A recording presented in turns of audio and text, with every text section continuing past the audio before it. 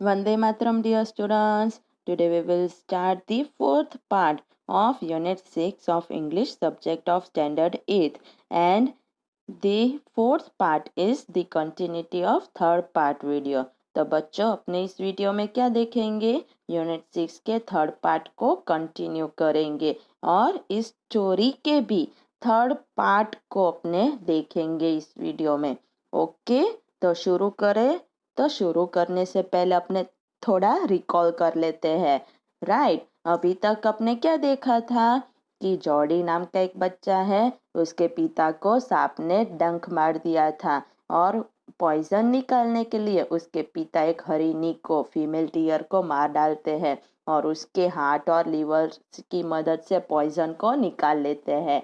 फिर उसके पिता तो बच जाते हैं, पर जॉडी को बारंबार उस फीमेल डियर के बच्चे का यानी फोन का ख्याल आता है और वो इसलिए ढूंढने के लिए जंगल में निकल जाता है मिलविल के साथ, और मिलविल को वो वापस भेजता है और खुद अकेले ढूंढता है, पर उसको अभी तक वो फोन यानी फीमेल डियर का बच्चा नहीं मिला है।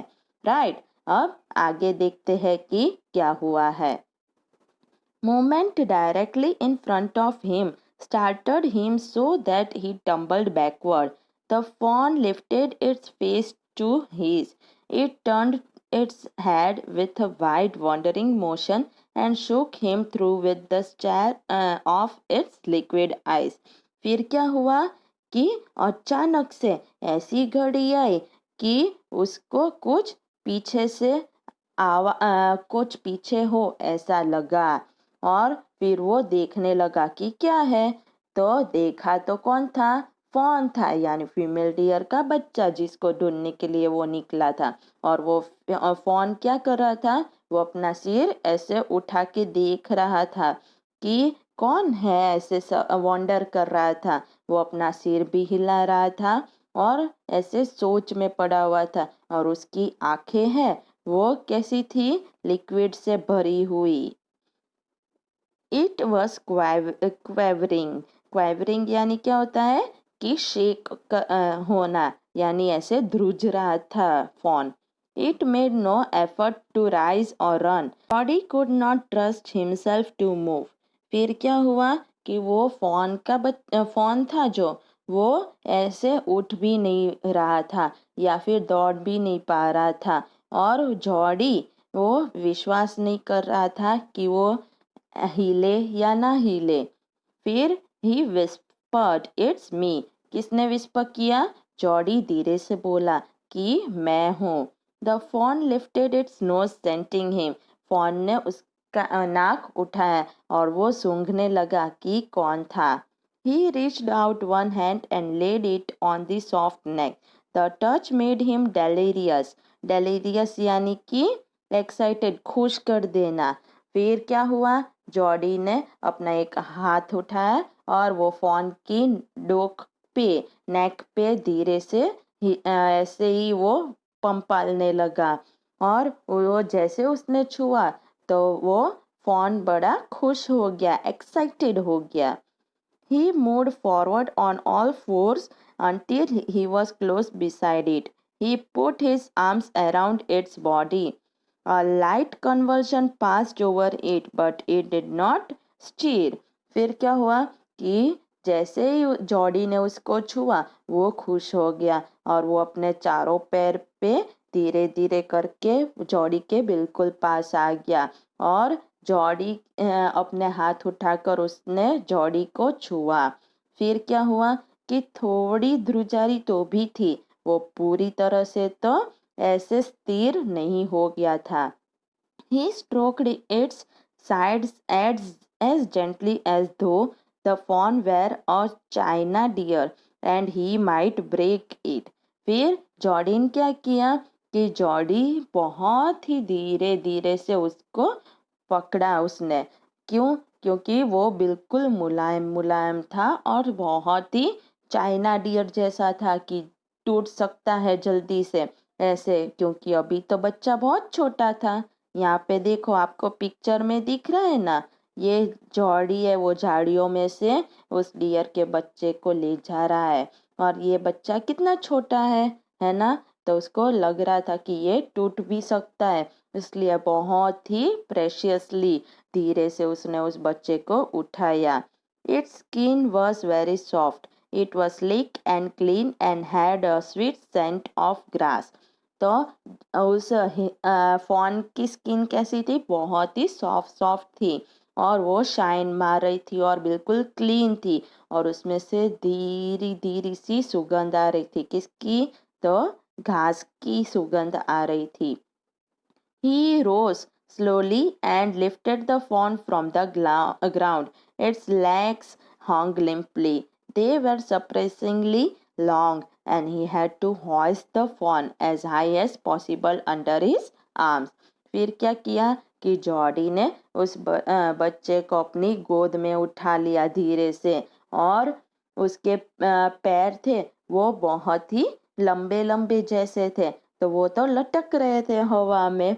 तो इसलिए जॉडी से जितना हो पाए उतना वो उसके पैरों में, हाथों में उसके पैरों को ऐसे पकड़ रहा था कि ताकि उसको कुछ लग ना जाए। बहुत ही अच्छे से वो उठा रहा था। He was afraid that it might kick and bleat at sight and smell of its mother. He skirted the clearing and pushed his way into the thicket. तो अब क्या है कि thicket यानी क्या होता है? जंगल होता है ना।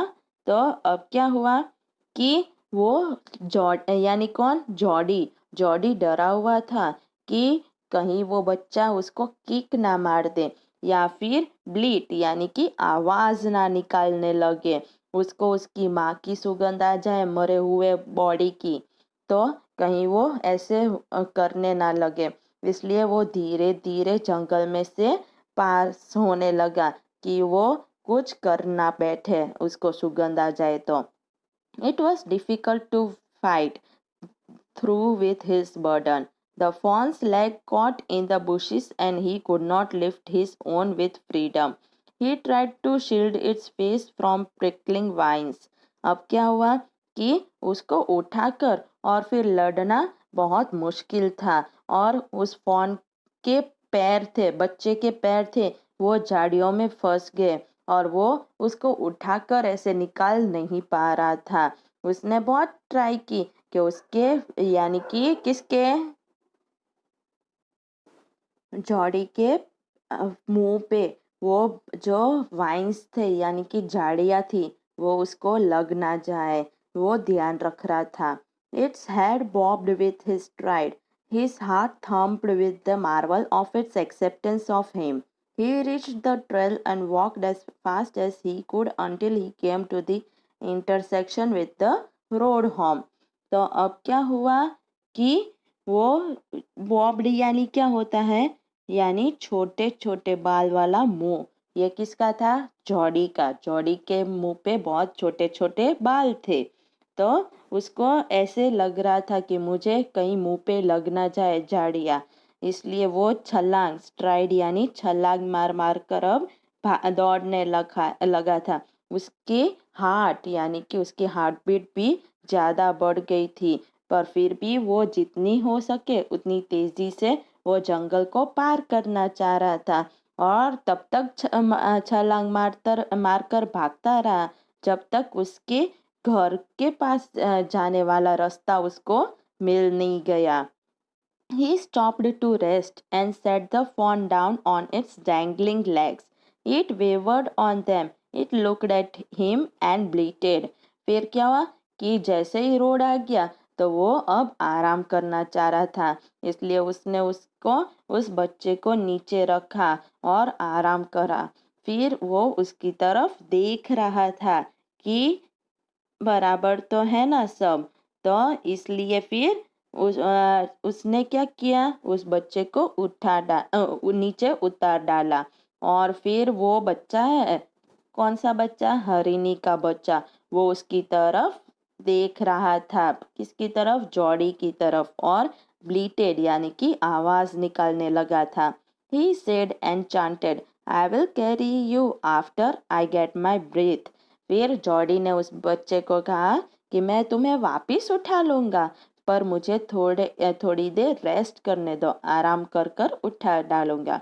He remembered his father saying that a fawn would follow if it had first been carried. He started away slowly. The fawn stared after him. He came back to it and stroked it and walked away again. फिर क्या हुआ कि Jordi को याद आ गया, उसके पिता ने एक बार कहा था कि अगर तुम किसी भी जानवर के बच्चे को एक बार उठा लो और फिर उसको वापस नीचे उतारो और चलने लगो तो वो तुम्हारे पीछे पीछे आने लगेगा. इसलिए जॉडी ने क्या किया कि एक बार तो उठा लिया था जंगल में से और फिर उतार दिया था, तो वो धीरे धीरे चलने लगा.